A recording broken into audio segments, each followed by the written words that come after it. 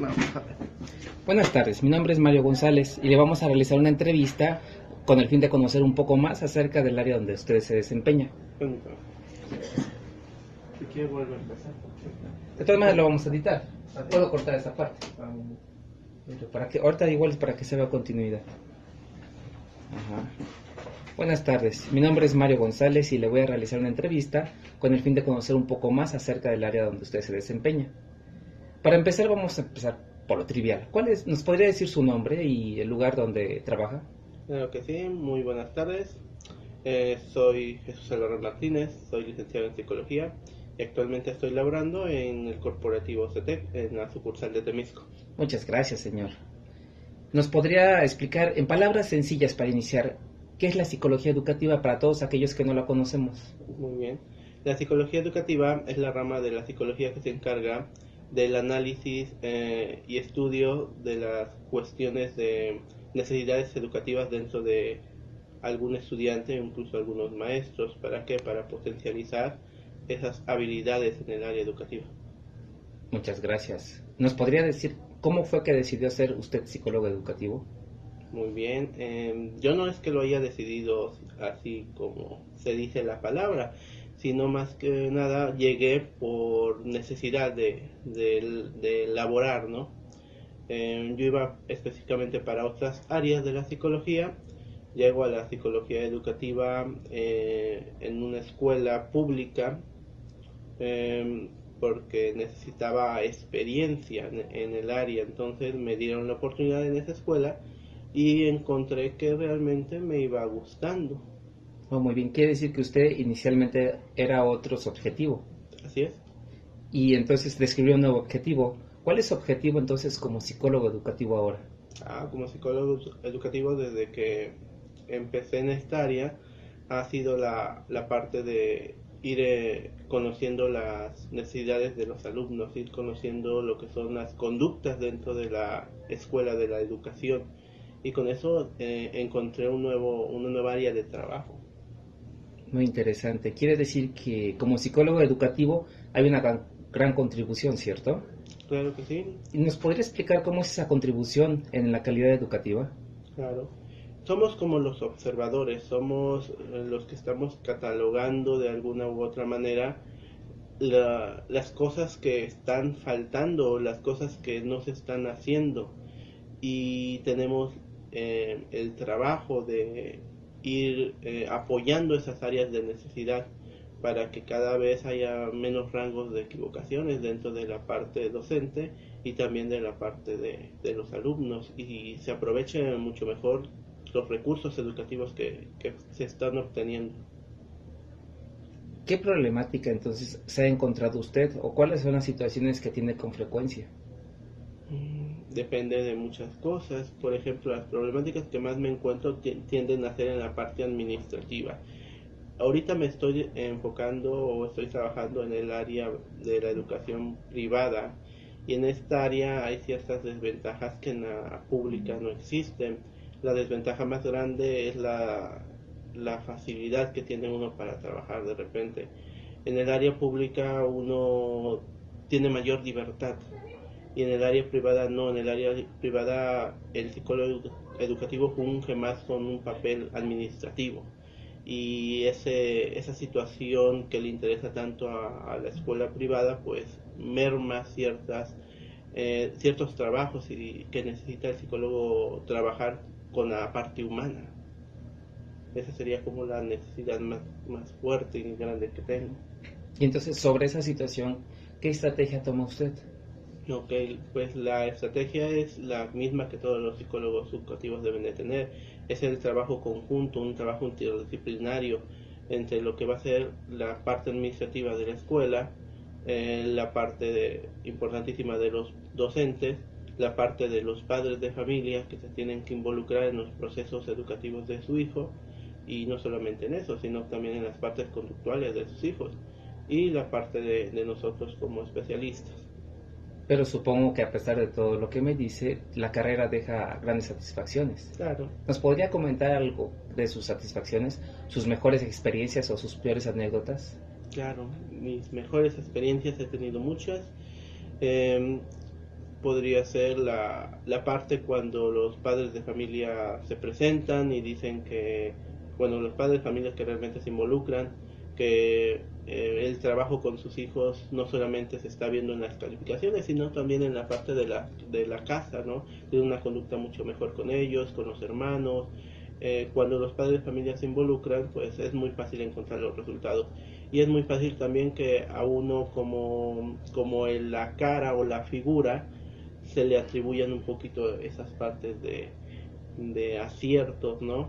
Cuando los alumnos mismos salen de la escuela y regresan para saludar a uno, que aún lo recuerdan, que echan los comentarios de que lo que estuvieron viendo con uno les sirvió o les está sirviendo para enfrentar situaciones presentes de sus problemáticas diarias. De repente encuentran ciertos gustos o agrados hacia las situaciones de trabajo que existen dentro de la escuela.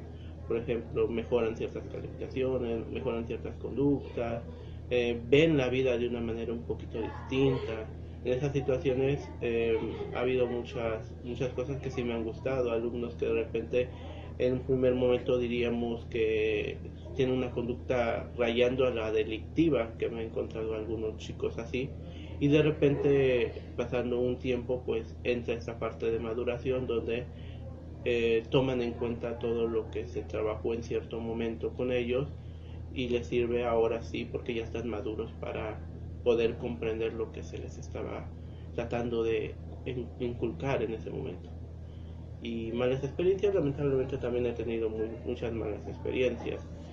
Padres que no se involucran, alumnos que de repente, pues por esa misma apatía de los padres, de uno mismo de repente, porque también nos gana el trabajo administrativo, se dejan caer y nos damos cuenta de que llegaron a una conducta muchísimo peor, ¿no?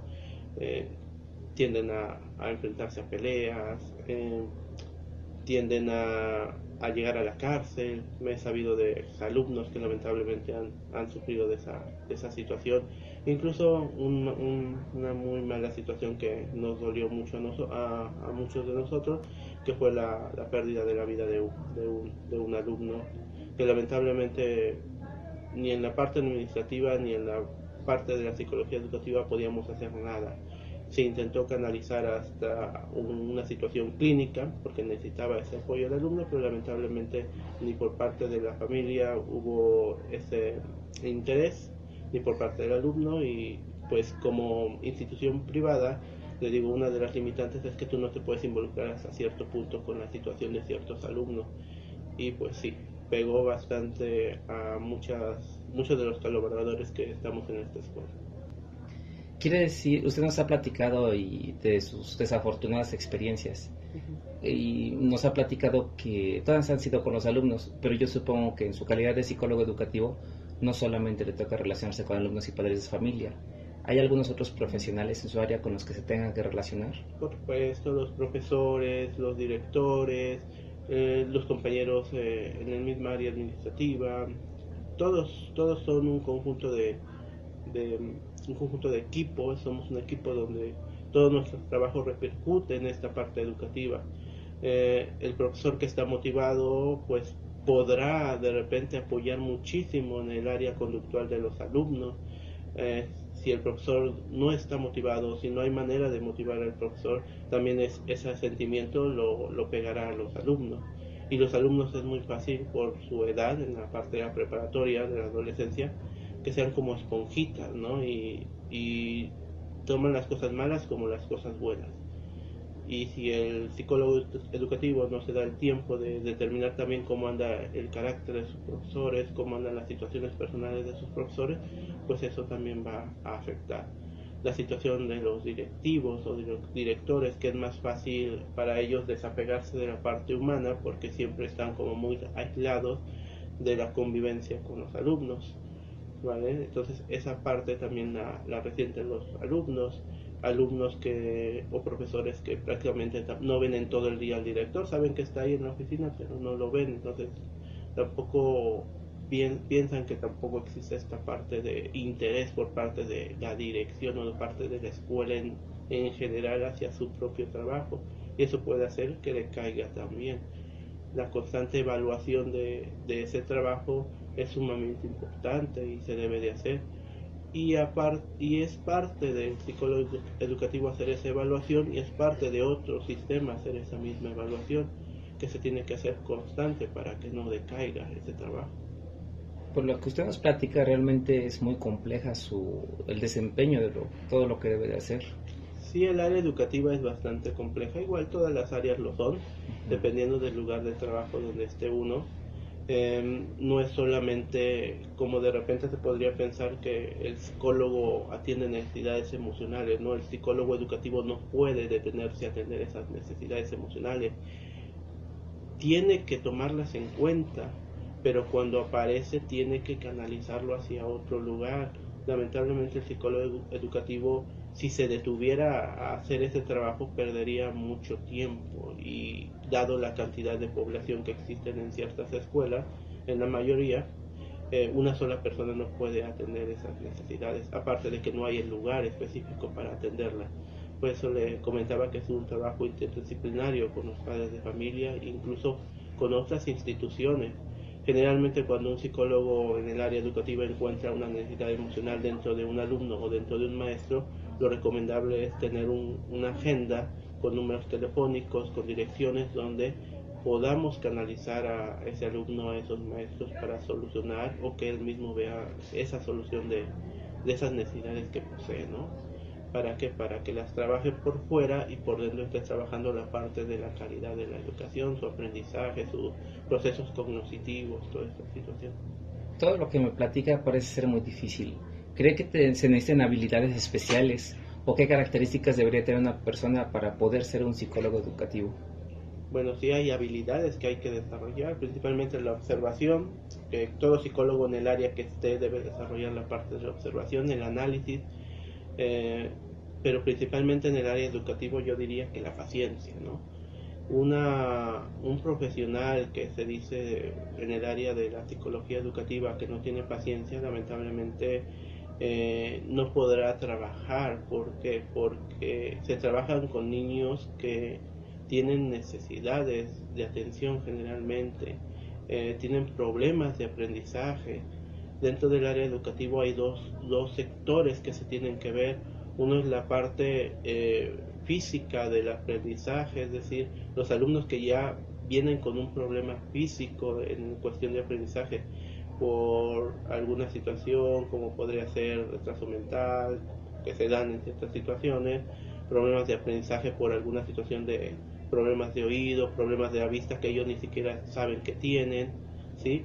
Y los otros problemas de aprendizaje que tienen que ver con las cuestiones psíquicas, ¿no? Con las cuestiones psicológicas, ¿vale? Entonces, el psicólogo educativo debe determinar en primer momento si el problema de aprendizaje que está observando, en este caso en la parte de sus estudiantes, tiene que ver más con las cuestiones psíquicas, emocionales, o tiene que ver más con las cuestiones motoras, con las cuestiones fisiológicas, etcétera. Y de ahí determinar cuál es el proceder hacia esas necesidades. Si detectamos una necesidad fisiológica, motora, pues obviamente muy poco se podrá hacer como institución. Tenemos que apoyarnos de médicos, apoyarnos de artefactos, de otras habilidades que uno no tiene. Y en la parte emocional, pues sí podemos solventar ciertas cositas, o incluso irnos a otros especialistas de la misma rama de la psicología que puede apoyarnos en estas situaciones, ¿no? Entonces sí es algo bastante difícil en ciertos momentos, pero tampoco lo es tanto, eh, teniendo esta parte de paciencia y otro factor que sería la creatividad, podemos realmente solucionar muchos problemas sin poner gran tiempo. A veces los mismos estudiantes pueden ser un apoyo emocional para ellos mismos. Entonces, si nos hacemos mano de los estudiantes que emocionalmente están fuertes, que su personalidad es líder, los fomentamos como unos guías, pues ellos mismos irán apoyando a esos alumnos que tienen esas mismas necesidades emocionales. Y en las partes físicas, pues sí, ya son otras cuestiones que también podemos apoyarnos con algunos maestros. Algunos maestros pueden de repente tener conocimientos o habilidades en esas áreas.